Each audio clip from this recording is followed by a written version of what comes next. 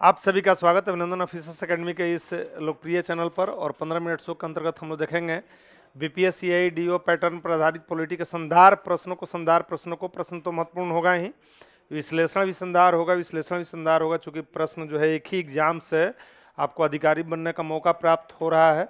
तो चलिए विश्लेषण भी संधार तरीके से आप सुनिए। पहला प्रश्न जो आपके सामने है इस 15 मिनट शो में, पहला प्रश्न जो आपके सामने है वह यह है कि भारतीय विधान पालिका प्रथम बार द्विसदनीय बनाई गई। द्विसदनीय जो है विधान पालिका प्रथम बार यहाँ पर पूछा जा रहा है कि प्रथम बार द्विसदनीय बनाई गई, कब बनाई गई, प्रथम बार द्विसदनीय कब बनाई गई, द्विसदनीय कब बनाई गई, विधान पालिका के विषय में पूछा जा रहा है। यानी द्विसदनीय व्यवस्था को अपनाया गया है। यह जो है 1892 के भारतीय काउंसिल एक्ट के द्वारा की 1809 के भारतीय काउंसिल एक्ट के द्वारा कि 1919 के भारतीय सरकार अधिनियम के द्वारा कि 1935 के भारत शासन अधिनियम के द्वारा, जिसका सबसे अधिक प्रभाव है भारतीय संविधान पर, इसका सबसे अधिक प्रभाव है। तो आपका करेक्ट उत्तर जो हो जाएगा इस प्रश्न का, जो सही उत्तर हो जाएगा, सही उत्तर इस प्रश्न का जो हो जाएगा वह यह हो जाएगा 1919 के भारत सरकार अधिनियम के द्वारा, 1919 के भारत सरकार अधिनियम के द्वारा प्रथम बार विधायिका को द्विसदनीय बनाया गया, प्रथम बार विधायिका को द्विसदनीय बनाया गया। तो यह आपका उत्तर इसमें करेक्ट उत्तर जो हो जाएगा यह सी हो जाएगा। इस प्रश्न का करेक्ट उत्तर क्या हो जाएगा? तो इस प्रश्न का करेक्ट उत्तर आपका सी, इस प्रश्न का करेक्ट उत्तर हो जाएगा द्वि जो है, और इसको मॉन्टेग्यू चेम्सफोर्ड सुधार के नाम से हम सभी जानते हैं। और इसी एक्ट के द्वारा प्रांतों में द्वैध शासन भी लागू किया गया था। प्रांतों में क्या लागू किया गया था? तो इसी अधिनियम के द्वारा प्रांतों में द्वैध शासन यानी डीआरकी लागू किया गया। द्वैध शासन को लागू किया गया जिसका जनक जो है कर्टियस था। तो ध्यान रहे प्रांतों में लागू किया गया, इसको केंद्र में नहीं। इस एक्ट के तहत प्रांतों में द्वैध शासन को लागू किया गया, द्वैध शासन व्यवस्था लागू किया गया यानी डीआरकी को लागू किया गया। और इस द्वैध शासन का जनक जो है कर्टियस था। इसके जनक की यदि हम बात करें तो जनक यह, इसका जनक कौन था द्वैध शासन का? तो कर्टियस इसका जो है जनक था। और इसी के तहत लोक सेवा आयोग की गठन की बात कही गई। इसी के तहत किसकी बात कही गई? गठन की बात कही गई।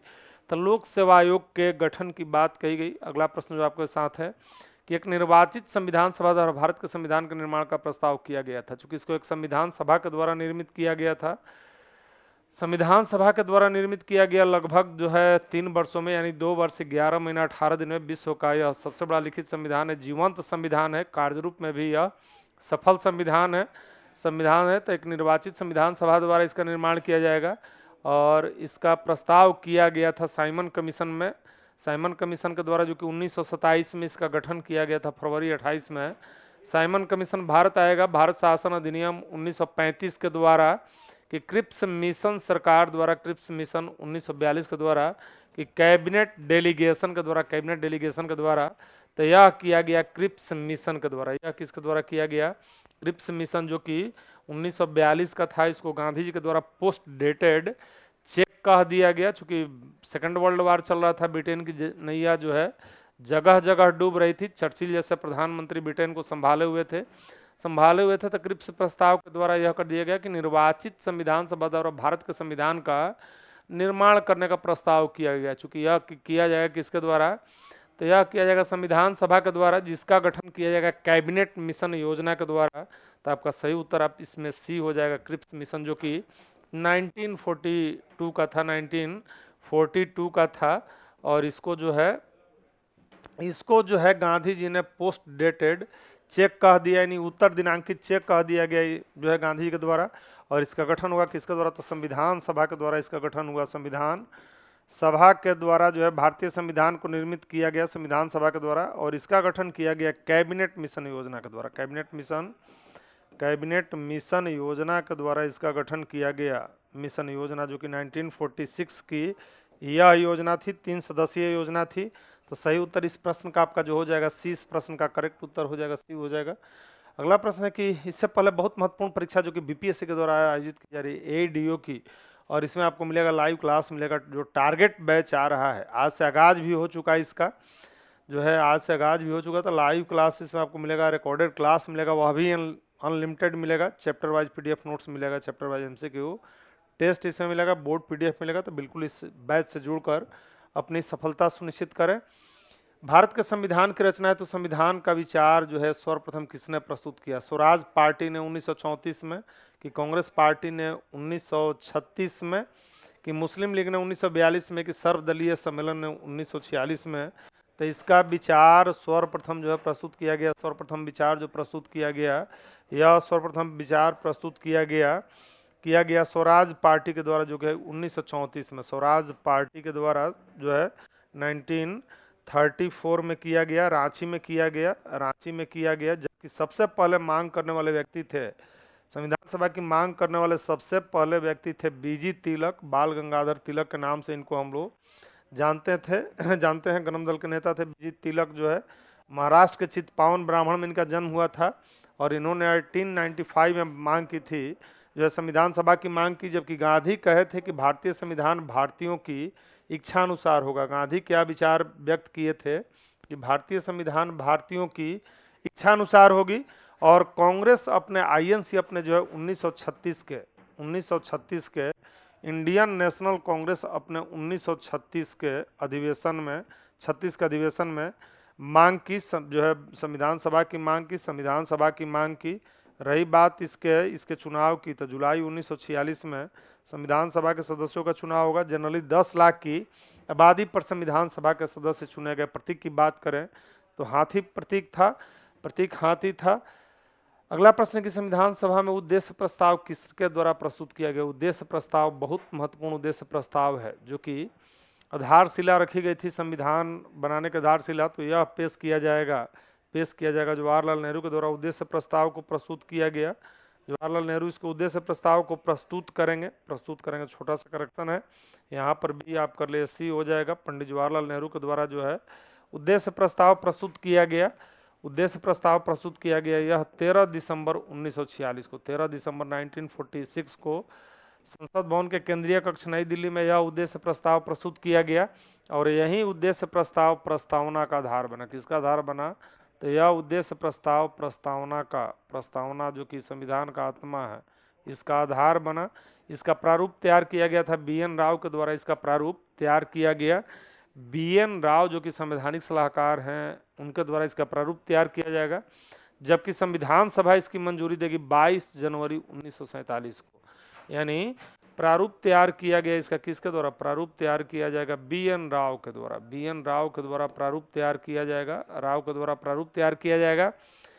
BN राव के द्वारा इसका प्रारूप तैयार किया जाएगा। और जो है संविधान सभा इसे 22 जनवरी, डेट बहुत महत्वपूर्ण, 22 जनवरी 1947 को संविधान सभा इस उद्देश्य प्रस्ताव को मंजूरी प्रदान करेगी, और यही उद्देश्य प्रस्ताव प्रस्तावना, जिसका जो है बहुत महत्वपूर्ण भूमिका है संविधान में, उसका जो है आधार बनेगा। अगला प्रश्न जो आपके सामने हुआ है कि संविधान सभा में डॉक्टर BR अम्बेडकर की अध्यक्षता में प्रारूप समिति का गठन कब किया गया? ड्राफ्टिंग कमेटी का प्रारूप समिति का गठन कब किया गया? प्रारूप समिति का महत्वपूर्ण समिति है संविधान निर्माण में, इसकी महत्वपूर्ण भूमिका है।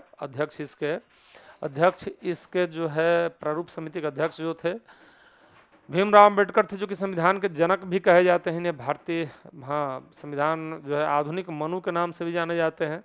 तो यह गठन किया गया 29 अगस्त 1947 को। इसका गठन किया गया 29 अगस्त 1947 को इसका गठन किया गया। विकल्प डी इस प्रश्न का करेक्ट उत्तर है। और यह प्रारूप समिति कितना सदस्यीय थी? तो प्रारूप समिति 7 सदस्यीय थी। यह प्रारूप समिति कितना सदस्यीय थी? प्रारूप समिति 7 सदस्यीय समिति थी। और बाबा साहब भीमराव अम्बेडकर इसके अध्यक्ष थे। प्रारूप समिति के अध्यक्ष थे। विकल्प डी करेक्ट उत्तर हो जाएगा। अगला प्रश्न कि भारतीय राजनीतिक व्यवस्था में कौन सर्वोच्च है?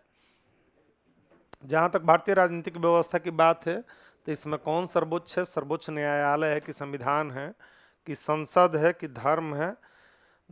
तो इसमें बात अगर की जाए तो भारतीय राजनीतिक व्यवस्था में पॉलिटिकल सिस्टम में जो सर्वोच्च है, राजनीतिक व्यवस्था में जो सर्वोच्च है वह आपका जो है संविधान सर्वोच्च है। और हमारे संवैधानिक प्रमुख भारत के राष्ट्रपति हैं। राष्ट्रपति संवैधानिक प्रमुख हैं, और वे जो है संविधान का रक्षण, प्रतिरक्षण और संरक्षण का शपथ लेते हैं। संविधान सर्वोच्च है और राष्ट्रपति संविधान के रक्षण, प्रतिरक्षण और संरक्षण का ओथ लेते हैं। सब कुछ संविधान के अनुसार चलाया जाता है और इसका निर्माण किया गया, अभी आप सुने कि संविधान सभा के द्वारा इसका जो है निर्माण किया गया। तो संविधान सर्वोच्च है। संसद की जहाँ तक बात है तो ब्रिटेन के संसद के बारे में कहा था कि ब्रिटेन की संसद संप्रभु है। तुलनात्मक रूप से देखें तो भारतीय संविधान जहाँ पर लिखित है वहीं पर ब्रिटेन का संविधान क्या है, अलिखित है, यानी वह अभिसमयों पर आधारित है, अभिसमयों पर आधारित है। जबकि भारतीय संविधान एक निश्चित अवधि में जो है संविधान सभा के द्वारा तैयार किया गया है। तो संविधान सर्वोच्च है और यह जो है इसी संविधान का रक्षण, प्रतिरक्षण और संरक्षण का ओथ राष्ट्रपति के द्वारा लिया जाता है। और राष्ट्रपति के द्वारा जो ओथ लिया जाता है उसका उल्लेख जो है राष्ट्रपति जो शपथ लेते हैं, एक तो यह शपथ दिलाएंगे सुप्रीम कोर्ट के मुख्य न्यायाधीश, राष्ट्रपति को जो शपथ दिलाया जाएगा यह सीजेआई के द्वारा दिलाया जाएगा, सीजेआई के द्वारा। और इसका उल्लेख अनुच्छेद 60 में है। उल्लेख किस में? अनुच्छेद 60 में। तो बिल्कुल अनुसूचित 3 में इसका उल्लेख नहीं है, यह अनुच्छेद 60 में इसका उल्लेख है। विकल्प बी करेक्ट इसका उत्तर हो जाएगा। बीपीएससीआईडीओ सहायक शिक्षा पदाधिकारी का टारगेट बैच ऑफिसर्स अकेडमी के द्वारा लाया जा रहा है, जिसमें आपको मिलेगा लाइव क्लास मिलेगा, रिकॉर्डेड क्लास मिलेगा, वो अभी unlimited chapter wise PDF notes इसमें आपको मिलने वाले हैं, नोट्स मिलने वाले हैं और चैप्टर वाइज बिल्कुल बोर्ड पीडीएफ भी इसमें आपको और 15 टेस्ट सीरीज भी इसमें आपको मिलेगा। तो बिल्कुल इस बैच से जुड़कर अपनी जो है सफलता सुनिश्चित करें। कौन सा सही सुमेलित नहीं है? सही सुमेलित नहीं है अनुच्छेद 39A समान न्याय निःशुल्क विधिक सहायता, बिल्कुल यह सुमेलित है। अगर हम बात करें 40 में तो ग्राम पंचायतों का संगठन है, 44 में समान नागरिक संहिता है और 48 में न्यायपालिका कार्यपालिका से पृथकीकरण नहीं है। तो इसमें जो है पृथकीकरण जो है दिया गया है, जबकि यहीं आपका जो है सही मैच नहीं है।